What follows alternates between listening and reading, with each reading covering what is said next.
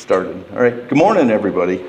My name is BJ Bonin. I'm a geologist based out of St. Paul, Minnesota. I'm going to talk today, as you can see up there, about engineering, where engineering and geology intersect. I do projects all over the U.S., although my most recent one was in Oahu, and so I flew in from Honolulu for this conference before it started, and my arms are still tired from that. So the Cipher, as in a code related, not mathematics. We don't have any math in this. But yeah, the geology is in urban environments is difficult to do. So you always have to look out for ways to do your geology using other ways other than digging, especially in an urban environment. So in this case, what I'm looking at here, or what I'm studying here, is engineering records and how they pertain to geology. And geologists and engineers often collect exactly the same data, but use it completely differently, and often don't communicate well with each other, speaking different languages and using the information for different purposes. So, brief overview of the geology of the Minneapolis, Minnesota area. We've got thin to thick glacial and fluvial sediments. The glacial sediments are outwash and till, and the fluvial sediments are usually sand and gravel. There are some areas where there's some silt. Then we have Platteville limestone, which is 15 meters, 30 feet, or 45 feet maximum thickness. In a lot of cases, it's a lot thinner than that. And then there's a thin layer of shale below that. For the purposes of this talk, I will disregard because it's really not significant. And then the St. Peter sandstone underneath that. All of the bedrock in Minneapolis has been extensively weathered in multiple weathering events. It is also extensively jointed and fractured. The St. Peter sandstone in particular is barely cemented especially at the top of the formation, and will erode readily if you put water through it at any velocity. So let's see. The karst for, let's talk about definitions first. You've got sinkhole, in terms of the average person, means any kind of hole that's self-propagating. This can be because of utilities, failure in utilities. It could be a rotting tree stump. It could be any other reason. Whereas a geological sinkhole is any kind of subsidence or collapse due to a geological process. So in Minneapolis, we have both karst and pseudokarst, with karst being your standard collapses and subsidence caused by dissolution of soluble bedrock. And then the pseudokarst is erosion of the sandstone beneath the limestone that then causes a collapse. And the effect is the same, generally the same anyway. Either way, you end up with a collapse.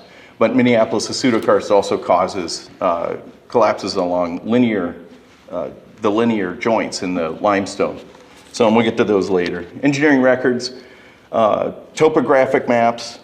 You've got surveys, so boundary surveys, plat surveys, property maps, alley and street layouts, and the biggest one I'm going to talk about today are utility plans. And these are important because any utility that's dug into the ground is both surveyed and has a vertical component to it that provides geologists with records.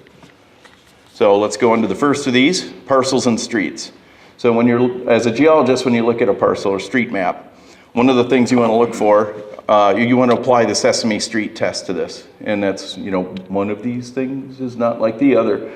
And so in this case, you would look and see that this street here is diagonal and none of the others are, right? So then you would also look at that area in particular where you can see that the parcels aren't rectangular, whereas everything around it, all the other ones are. And further, all these other ones have alleys going down the middle, and none of these do. And if they do, they're partial. They will end where we got one. Ends halfway down the block. So that would raise a red flag as a geologist. There's a reason for those things being that way. So then you would look at your topo map. This is the same area, and I got the carefully prepared slide went away, so here's a screenshot of it. You can see there's 2-foot LiDAR in yellow and a standard 10-foot contour USGS quad underneath it, and you can see right there you've got your standard what geologists would raise a red flag for. You've got closed depressions, and so that's another tool you can use. But usually when you build over that, it's going to obliterate these features, and these topo maps are often old. So, okay, another thing you can look at are structures. So I'm going to look at the areas here with the little yellow lines. So right there and over here. Okay, so the ones over here, you can see that these buildings here are large and long, and these buildings here are large and long, but then you get these short guys in the middle, and then this one here where you got a driveway going around it, there are 2 buildings.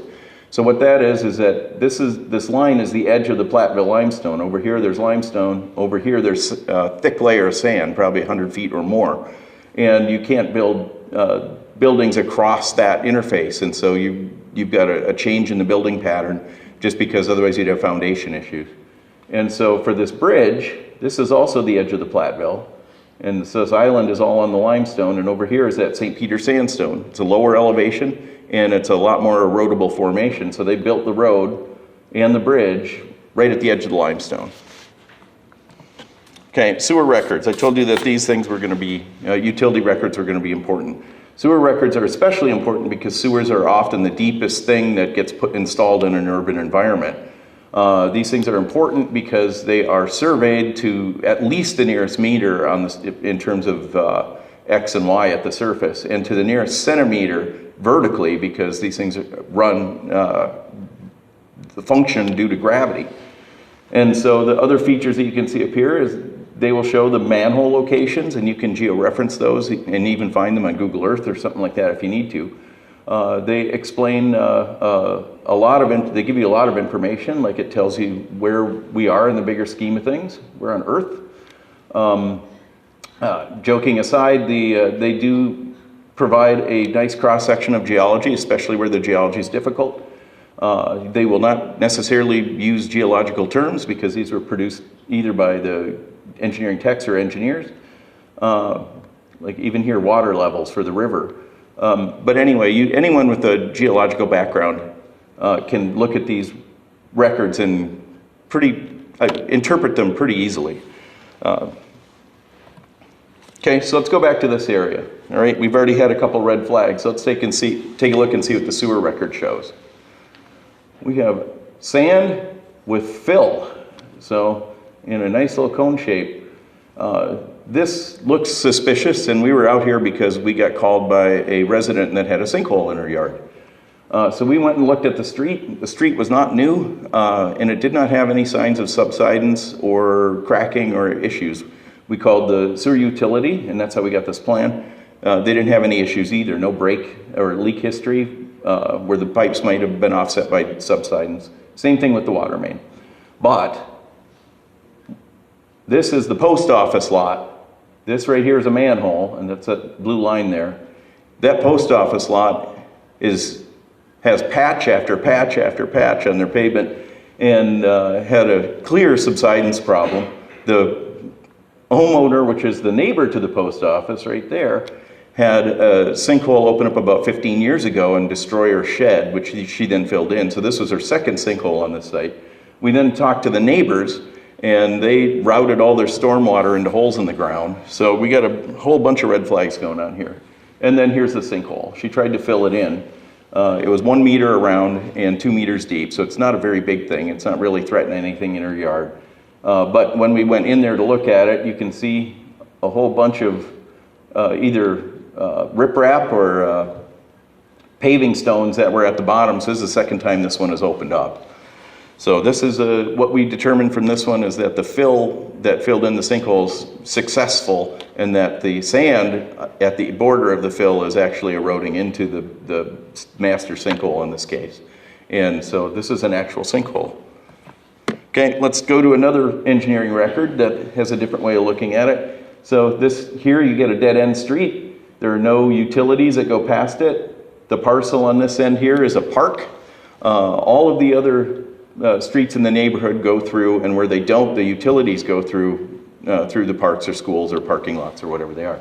So in this case, we don't really have anything, but when you look at the original engineering record penciled in, this is why original records are important. It says limestone, black dirt, and you have a profile that does this.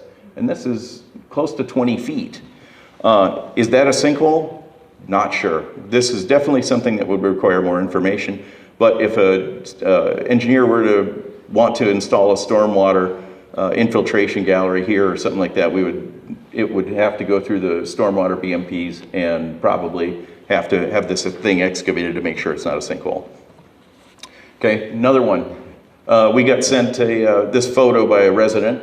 Often holes in the ground like this are due to tree rot. You had a tree stump there and it rotted away, or maybe bad utility repair. So we went out there and looked at this. It's got our attention. And this is what the street looks like. That hole is right in here somewhere. And then you can see the curb. This doesn't look bad in this picture, but it's a foot offset, right? So it's a significant belly in this curb. And then look at the street. The street has fractures all over. And then there was a utility, what is it? The gas utility in the street had a repair on either side of this. It's pretty interesting. Looking back on the alley that goes off this way, we can see that there's a huge repair in the alley, and all of the garages, or a couple of the garages, have clear foundation issues. And there's a retaining wall that has a sag in the middle. So here's the sewer plat. You can see this is where the hole is, and you can see there's no sewer in the road. All of the damage is in a line like this, and it happens to line up with the major joint in the Platteville limestone. And then when they did put the sewer in, they avoided the area. The city wouldn't put it in. They had to have a private contractor put it in. The area was developed in the 1920s, and they finally put it in the 70s. So this is a whole series of red flags. And in this case, we determined that this is pseudo-karst, where the glacial material is getting washed through a joint in the Platteville and getting washed into a void in the St. Peter, which is then washing into the river, Mississippi River Gorge, which is only like 2 blocks away.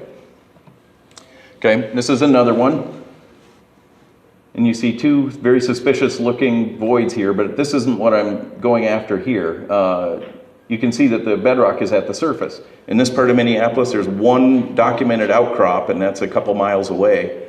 And the Minnesota Geological Survey determined that the bedrock in this area was less than 50 meters, or less than 50 feet, I should say, not meters.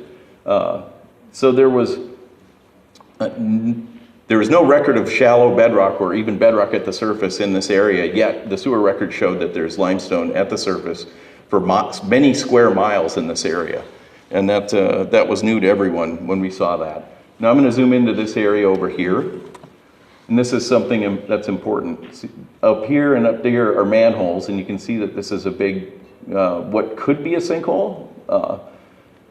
But this right here, the deepest sewer in the area, is located right in that hole. Engineers aren't geologists, but they do know where it's easy to dig, right? So often where you find the deepest utilities is going to be the most easy, in geological terms, the easiest area to dig in. So you're going to make note of that as a geologist in an urban area. If you've got a deep infrastructure, it's going to be easy to dig there, and that could be a significant change, whether it's a fracture, a fault, or karst. Okay, then we've got this fine-looking thing. Vertical holes through limestone that are all been filled in. Doesn't say what the fill is. Are these sinkholes? I don't know. It could be a branching valley. Probably not, but you never know. So this is where the context comes in. When you're looking at engineering records, you have to realize that these things are linear. They don't give you any kind of lateral information. So it's like you're looking at a fence diagram. You have to make interpretations based on the surrounding information in order to understand what these things are. So in this case, we looked at all of the available records for each block around this to see if this could be a valley, and it would have an outlet somewhere. And we could not find it, so we had to determine that these were probably sinkholes. just arranged along a joint again, and who knows no one's dug them up. This is all from the 1920s. So this is not an area where we would recommend stormwater infiltration or something like that. But yeah, you always have to look at your context when you're dealing with engineering records. And then some don't really require a whole lot of context. This one even has dimensions to it. And go figure, there's another one about 1.5 blocks away, and it's got a big manhole in it. So that's just fun to look at. There's no ambiguity with that one. The other thing that you can do with engineering records is you can find sinkhole lookalikes or mimics. And I don't know how well you can see the contours here because they're in yellow, but you've got a closed depression here. You've got the roads all going around it. You've got no buildings built on there. Everyone routes their stormwater into this feature. It has all the signatures of this is a sinkhole, right? But when we do the engineering records for this road, West River Parkway, this road was built on fill, which means that what this feature is this is the head of this gully that had just been cut off by the fill from the road. So because they're routing stormwater into it, and it is right next to clearly some sort of feature that is erodible, that doesn't mean it's not a it's not a sinkhole now, but it could be one. At the very least, it's something to keep an eye on, and we'd recommend that the city would actually drain that properly instead of having everyone drain it into there. So, and there was no culvert either underneath the road. So the other engineering things to consider, what is it? You got water and sewer leak histories. If you have subsidence in an area, those pipes are going to get cut off, and you're going to have problems with it, either because they can't flow or they break. Same thing with gas mains. Springs. Springs are the enemies of engineers, especially pavement engineers and building foundation structural engineer type people. They will always record where they find springs in their engineering records. So you will find those all over the place if you look for them. And then also look for or underdeveloped land. The last parcel in a development to be developed is often an indication of a problem, usually with soils or drainage. In some cases, like there was one in Honolulu where it just was, where they found a major spring and moved the entire building. So and that was in the 70s. So also chronic road maintenance issues. If the same area of road needs maintenance year after year after year, is probably a geological reason for that. And then drainage, but we're all familiar with that. So any of these and all of these issues are engineering things that have geological implications. So if we just look for it, this is, we can find that. So that's all information we can use as geologists. So geologists communicate with engineers. Engineers need to communicate with geologists. We need to share information and basically all get along. The built environment is very difficult to excavate or even sometimes drill into. Sometimes it's actually impossible. In other cases, it's just too expensive. So we have to, as geologists, we have to go and look for other information in order to get what we need from us. And the engineering records and just taking your cues from the built environment is one way to decode the geology of an area. So I'd like to say thanks to Freshwater, who published our report for Hennepin County, and Hennepin County, who funded the report, and then GSA for letting me present here today. Do you have any questions? There's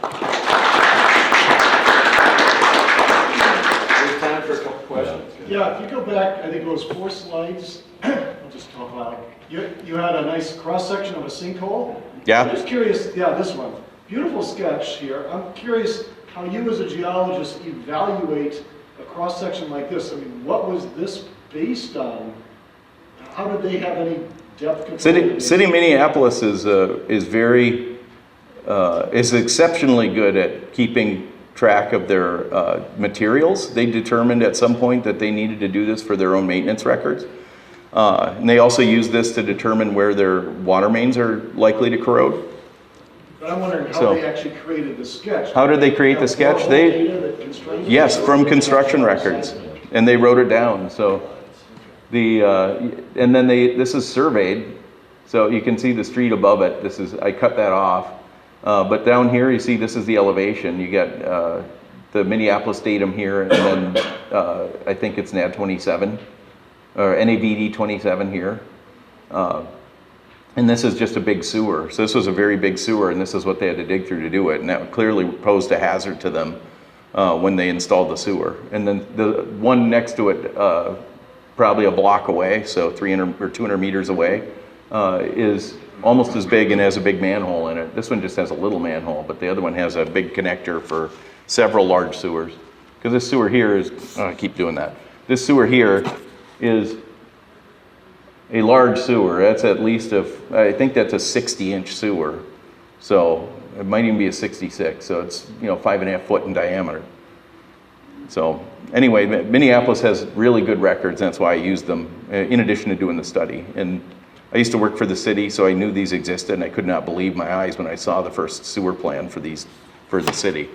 So the other cities actually do keep this, but in the 1920s, they actually went through and colorized put them in nice watercolors and got WPA money to do it. So anyway, that's One more question? one more. Yes. Would you recommend just calling a city and asking if they have something similar? We run into Yes. those kinds of issues in St. Louis all the time. Absolutely. And then explain who you are and what you're working on, and they should do it. And they understand that this is, doing stuff like this is important for their stormwater management too. So if you offer them something in return, they will do it. Now, might not be easy. These are supposed to be public records, but that doesn't mean that they're going to share them readily. So, all right, well, thank you. Yeah.